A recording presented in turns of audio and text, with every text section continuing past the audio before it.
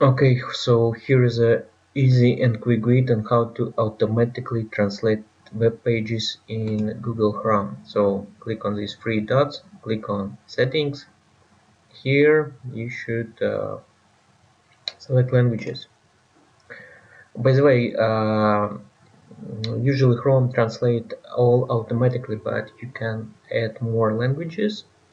And in case if it's not translating automatically, use this trick what I'm showing to you. So click on three dots, languages, and here you need to click on check spelling, use Google Translate. Yes, this option should be activated. Yeah, so if you click it, it will activate or deactivate. And here you can see that you can add more languages. So for example, you can type here what language you would like to add. For example, Spanish, Espanol.